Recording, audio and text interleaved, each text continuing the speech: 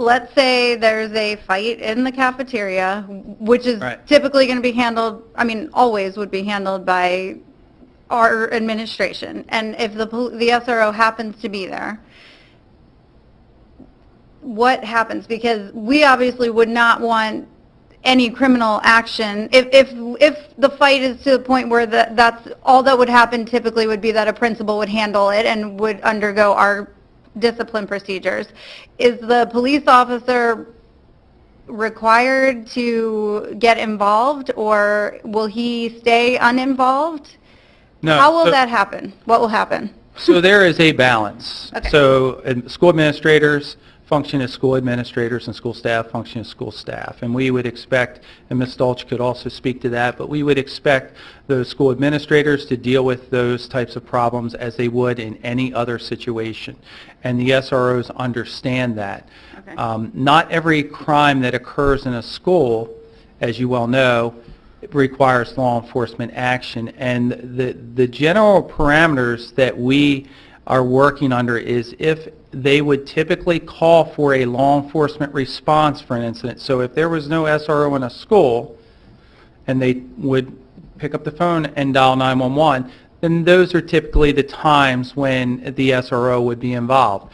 Now, if there's a situation where there's an SRO around and there is no one else around, I'm sure the SRO will tell the students to stop. 99, well, I probably don't want to go there, but the vast majority of the time, an administrator or a staff member telling students to stop, they stop. Mm-hmm. It doesn't require any physical intervention, and that's the last thing that any staff member for CCPS or school administrator wants to do is put their hands on a student to break up a fight. The first step is to verbally intervene and try to de-escalate it. So it's very clear, and I will tell you my experience when law enforcement officers have been in the school. What I've seen is a lot of times they are very, very careful to work with the principal, not overstep their bounds as overstep the principal's authority, and we certainly don't want to undermine the principal's authority in the building. Okay. So, I mean, so a police officer could get involved if they needed to, but that doesn't mean... That would be extremely rare. Okay. That is not our intent, and that is not the sheriff's intent with this. The intent would be for these types of things to be handled through the normal procedure that school administrators handle through the normal discipline process. Now, if a student, it might be broken up by school administration.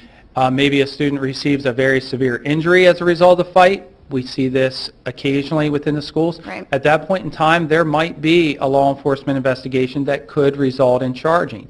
But that would be the same whether the SRO is there or not. That would be a time where we would call an SRO. So even if an SRO got involved and had to separate something, that doesn't necessarily mean the police officer is going to press charges or do anything like that. The administration would still handle the discipline. No. Correct. Okay. Correct. Can I just follow up on that? Like, so Mr. Williams, or maybe it's Mr. O'Mealy, is it safe to assume that those exact type of situations would be included in the training curriculum that you were talking about for the SROs? As a matter of fact, I addressed that question in the training I did on Tuesday, and a lot depends upon the severity of the situation.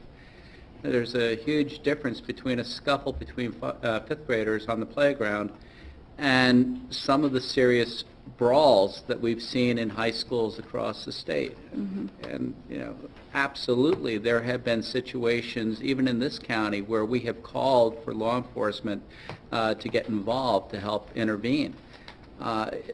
Rare, certainly, but, we have to have an understanding that there is a broad range of incidents that could occur, and the training is designed to help them strike the balance that Mr. Williams mentioned.